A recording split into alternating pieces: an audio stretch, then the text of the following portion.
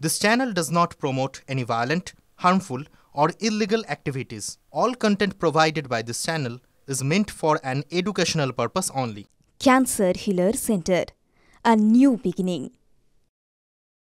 রাজনীতির খবরের দিকে নজর রাখতে হচ্ছে। উত্তর দিনাজপুরে তৃণমূল পরিচালিত জেলা পরিষদের সভাধিপতি পম্পা পালের নামে ওবিসি এবং এসসি দু ধরনের সার্টিফিকেট রয়েছে। সোশ্যাল মিডিয়া পোস্ট করে চাঞ্চল্যকর অভিযোগ করেছেন সুকান্ত মজুমদার।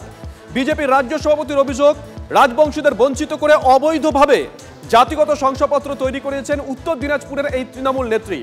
আর সেই জাল সার্টিফিকেট ব্যবহার করেই সভাধিপতি হওয়ার অভিযোগ বিজেপির। এই পম্পা পাল করণদিঘির তৃণমূল কংগ্রেস বিধায়কের স্ত্রী। একজন ব্যক্তি সরকারি পদে রয়েছেন, সভাধিপতি জেলা পরিষদের, তার এসসি এবং ওবিসি সার্টিফিকেট একসাথে বর্তমান।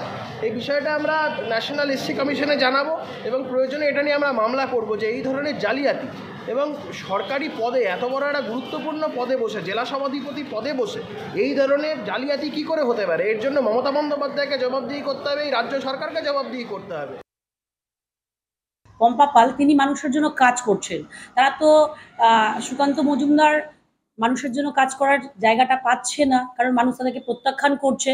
তো যখন জায়গা পাচ্ছে না তখন বাড়িতে বসে বসে কার এসসি সার্টিফিকেট নেই, কার এসসি সার্টিফিকেট জালি কি আছে, তো সেগুলোই তারা এগুলো নিয়ে আলোচনা করছে, কারণ তাদের কাছে তো কোনো কাজের জায়গা নেই, মানুষের জন্য করার মতন মানসিকতা তাদের নেই।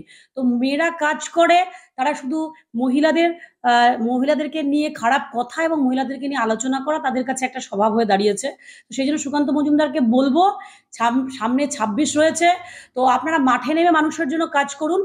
গাঁজা পাচারের ছক বানচাল, উদ্ধার 11 লক্ষ টাকার গাঁজা, গ্রেপ্তার 2। গাঁজা ভর্তি ট্রলি ব্যাগ নিয়ে মালদা টাউন স্টেশনে দাঁড়িয়েছিলেন দুজন। গোপন সূত্রে খবর পেয়ে জিআরপি দুজনকে আটক করে তল্লাশি চালায়। উদ্ধার হয় বিপুল পরিমাণ গাঁজা।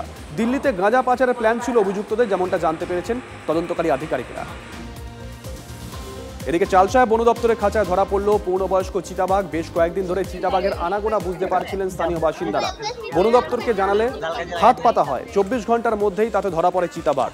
শারীরিক পরীক্ষার পর ফের জঙ্গলে ছেড়ে দেওয়া হবে চিতাবাঘটিকে। নামখানার মৌসুমী দ্বীপের লোকালয়ে কুমির। রাস্তায় কুমির দেখে চিৎকার করে ওঠেন স্থানীয় এক বাসিন্দা। ততক্ষণে কুমিরটি পাশের পুকুরে চলে যায়। খবর দেওয়া হয় বন দপ্তরকে। ঘটনাস্থলে আসে পুলিশও। পুকুর থেকে উদ্ধার করে ভগবতপুর কুমির প্রকল্পে নিয়ে যাওয়া হয়েছে। চিকিৎসার পর সুন্দরবনের গভীর জঙ্গলের ভিতরে নদীতে ছেড়ে দেওয়া হবে কুমিরটিকে।